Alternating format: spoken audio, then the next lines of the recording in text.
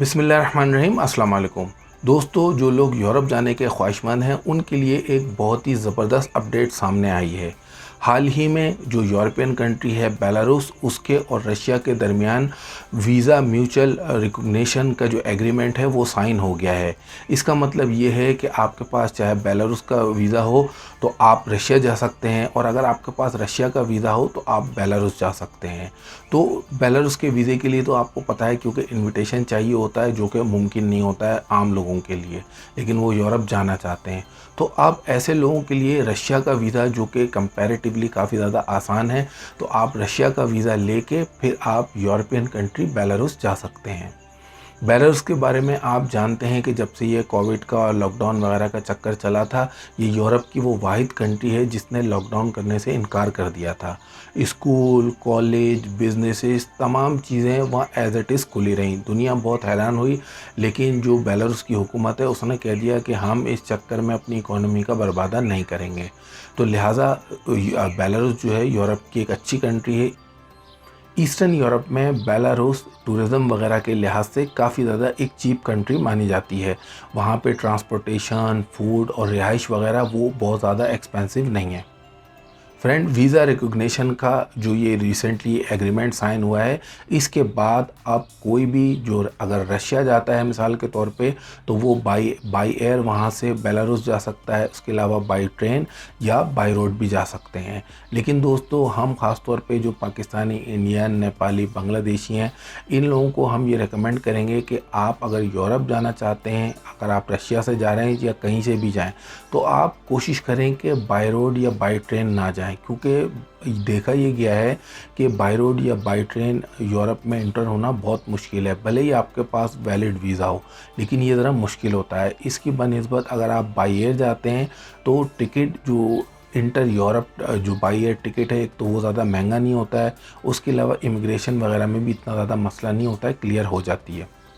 तो दोस्तों, लॉकडाउन के बाद अगर आप रशिया का वीज़ा अप्लाई करना चाहते हैं, गो के रशिया ने अभी इस वक्त तो 18 मार्च से रशिया ने पाकिस्तान में अपने वीज़ा ऑपरेशंस जो थे वो सस्पेंड कर दिए थे। इसके अलावा जो दुबई और यूएई है, वहाँ पे रशिया ने 18 मार्च से तक अपने वीज़ा ऑपरेशन बंद करने की अनाउंसमेंट की थी, जो कि वीएफएस ग्लोबल की वेबसाइट पे मौजूद है।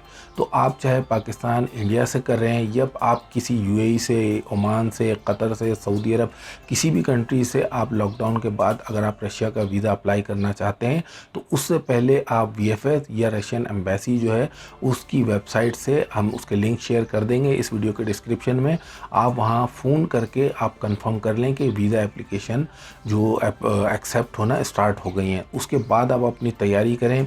रशिया 30 दिन का टूरिस्ट वीज़ा देता है, जिसके लिए कोई डॉक्यूमेंट्स भी बहुत ज़्यादा नहीं चाहिए होते हैं। रशिया के टूरिस्ट वीज़ा की फ़ीस सिंगल एंट्री की अगर हम बात करें तो वो तकरीबन 13,000 रुपये पाकिस्तानी है। उसके अलावा अगर डबल एंट्री की बात करें तो वो तकरीबन 20,000 रुपये पाकिस्तानी है। तो दोस्तों, अगर आप यूरोपियन कंट्री बेलारूस जाना चाहते हैं रशिया से, तो आपको फिर डबल एंट्री वीज़ा लेना होगा, क्योंकि आप बेलारूस जाएंगे, वहाँ से फिर रशिया आएंगे, फिर अपनी कंट्री आएंगे। लेकिन अगर आप ये कहते हैं कि आपने टिकट ऐसा बनवाया है कि आप रशिया से बेलारूस जाएं और वहाँ से फिर वापस अपनी कंट्री आएँ, तो ऐसी सूरत में फिर आप सिंगल एंट्री वीज़ा भी ले सकते हैं। अब रशिया के वीज़े के लिए किन किन डॉक्यूमेंट्स की ज़रूरत होती है वो हम आपको बताते हैं। वीज़ा एप्लीकेशन फॉर्म, इसे आपने फ़िलअप करना है। उसके बाद जो तस्वीर है उस पर स्टेपल नहीं करनी, बल्कि आपने उसके ऊपर चिपकानी है। टूरिस्ट वाउचर, वो आपको रशिया से जहां आप स्टे करेंगे, जो आपका अकोमोडेशन है, वहां से मंगवाना होगा। वो ओरिजिनल साथ लगाना होता है। ये आपका जो भी कोई रिलायबल ट्रैवल एजेंट है, अगर आप उससे बात करेंगे तो वो आपको अरेंज कर देगा। ये इतना ज़्यादा मुश्किल नहीं होता है। इसके अलावा ओरिजिनल पुलिस करैक्टर सर्टिफिकेट, वो भी आपको डॉक्यूमेंट्स के साथ लगाना होगा। तो ये मुख्तसर से डॉक्यूमेंट्स हैं जो रशिया के वीज़ा के लिए चाहिए होते हैं। लेकिन ये भी आप याद रखें कि रशिया के वीज़ा के लिए इंटरव्यू होता है, चाहे आप एम्बेसी में अप्लाई करें या आप जो वीएफएस ग्लोबल है उसके थ्रू अप्लाई करें, चाहे पाकिस्तान में करें या किसी दूसरी कंट्री से अप्लाई करें, तो आपका ये मोस्ट प्रोबेबली आपका जो वीज़ा इंटरव्यू है वो होगा।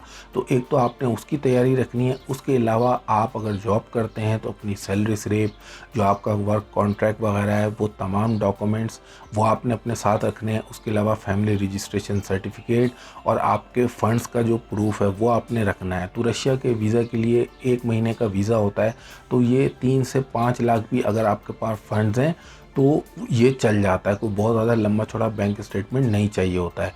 लेकिन अगर आपने जो वाउचर है वही 30 दिन का बनवाया है तो फिर आप कैलकुलेट कर लें। आपने ये भी अगर उसमें लिखा है अपनी एप्लीकेशन में कि आप वहाँ से बेलारूस जाएंगे, तो आप तमाम अखराजात को कैलकुलेट कर लें और उसके बाद उसी के मुताबिक फिर अपने फ़ंड शो करें।